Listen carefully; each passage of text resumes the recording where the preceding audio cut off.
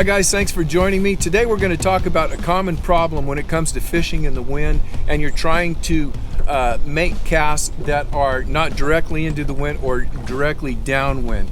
We're cross-cutting the wind and we always have that big bow in our line. That is what I call the killer bow, because once you get that bow in the line, I don't care if you're fishing a T-rigged worm, a crankbait, spinnerbait, whatever it is, that big bow just ruins everything. You can't feel what your bait's doing, you can't manipulate the bait properly, and you can't feel the bite when the fish picks it up.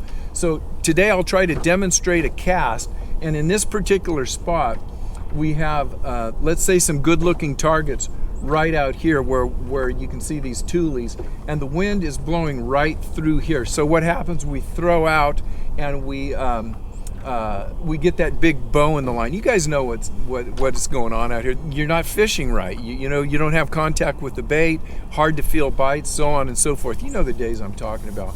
But anyhow, just a couple quick points on this. Keeping your rod tip high is a killer. Throwing overhand is a killer. We're going to talk about power pitching out to your target, or maybe sidearm casting to your target. And this isn't a casting video, but the two techniques that we'll be talking about primarily is pitching or sidearm casting, because we want to keep the bait as low to the water as we can so it's not affected by the wind. We also want to keep it close to the water so that in this particular technique, when we pitch it out there, just before the bait hits the water, we're going to stop the bait. And what that does is stop the bait at the reel.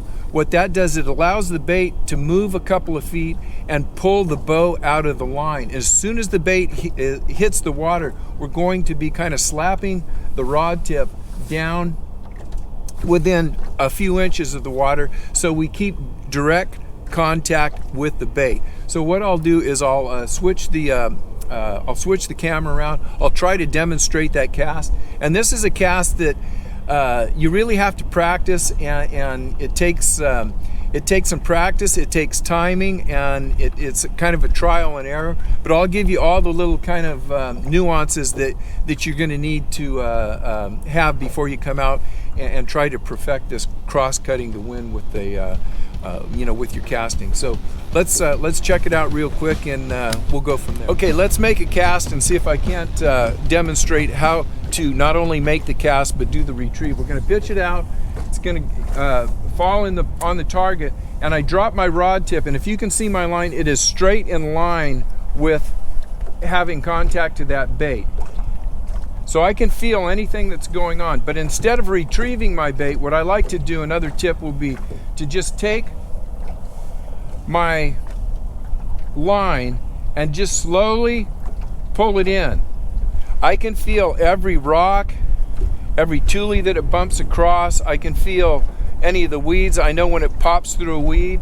And once I get it up, what I want to do is I'm not going to lift the rod tip at all. I'm going to keep the rod tip right near the water, because we don't want a bow between the rod tip and the bait. What we want the bow to do is, when I drop this, we want the bow to fall between the reel and the first guide. So I have contact with the bait here. I'm going to drop my line, and I'm going to reel that bow in. If it's in real time, I'm pulling up, I'm feeling the bottom. Maybe I feel a bite, maybe I don't. When I get up to here, I'm going to drop the line so that the bow is right here. We don't want the bow down there from the rod tip to the water, because we lose contact with the bait. If I drop the line here and we have this bow, I can just take a quick reel, and I'm back here and I can feel everything. So I'm pulling in, and I'm speeding this up a little bit, dropping it, pulling that bow in that is between the reel and the first guide. So we pull it out, drop it, and I know it's kind of hard to see, but that's keeping really good contact with the rod tip and the bait. One more time, cast out, quick cast, drop it. Put your rod tip right at the water so you got contact. Then you could start maneuvering the bait back to the boat and keeping the bow in the line right near the reel. Give that a try, guys. It's always tough fishing when you are trying to cross-cut wind, but with little techniques like this, it's going to give you a little better feel. You can do this technique with worms, T-rigs.